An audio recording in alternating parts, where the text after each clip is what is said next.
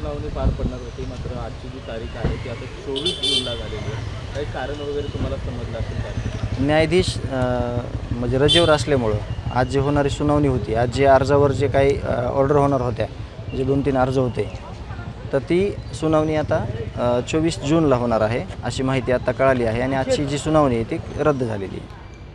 गेल्या यामधला जो फिर्यादी आहे शिवराज यांनी देखील मागणी केलेली आहे, तुमचीही सातत्याने मागणी राहिलेली आहे. आता नव्यानं काय तुमची मागणी राहील आरोपी संदर्भात आणि या मुख्य निर्णयासंदर्भात? नाही, यांनी जरी अर्ज दिले तरी CID SIT पोलीस यंत्रणा यांनी जे तपासादरम्यान ज्या सगळ्या गोष्टी त्यांनी केलेल्या आहेत त्यातूनच असं स्पष्ट केलेलं आहे की हे सगळे आरोपी आहेत आणि आरोपींना फाशीची शिक्षा होणार आहे, हे देखील त्यांनी स्पष्ट केलेलं आहे.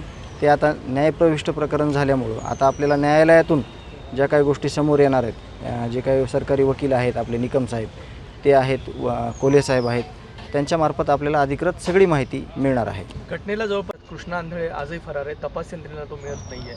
काय मागणी करणार आहात का वेगळी? नाही, त्यासाठी आम्ही एक आंदोलनाची दिशा ठरवत आहोत.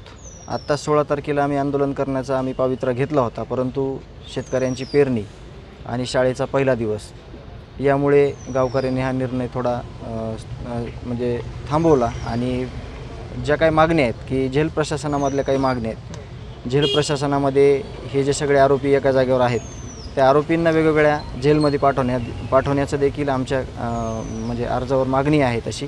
आणि कृष्णा आंधळे याला लवकरात लवकर अटक करा, त्यापासून आम्हाला धोका आहे असं आम्ही त्याच्यात नमूद केलेलं आहे.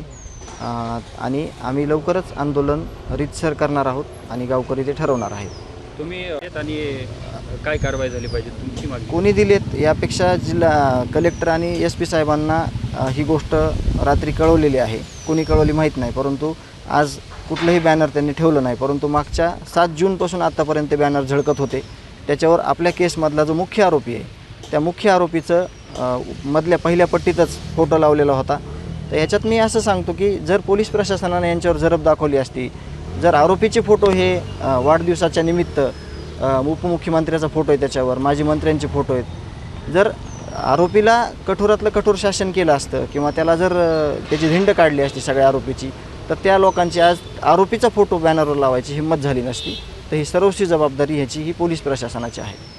प्रवेशाची देखील तयारी आहे, काय नेमकी प्रक्रिया आहे, कुठं ॲडमिशन होऊ शकतं? एक 6-7 कॉलेज जे आहेत ते आपण प्रामुख्यानं त्याचं चॉईस केलेलं आहे आणि तिचा नंबर लावण्याची जिम्मेदारी म्हणजे कशी सुप्रियाताई आहेत, एकनाथ शिंदे साहेब आहेत, आपले संभाजी राजे आहेत, त्यांनी घेतलेली आहे. मग जिथं ज्या ठिकाणी सोयीचं होईल, जिथं ज्या ठिकाणी तिला योग्य वाटेल किंवा जिथं नंबर लागेल त्या ठिकाणी तिचं शिक्षण पुढचं MBBS करण्याचं आमचं नियोजन आहे.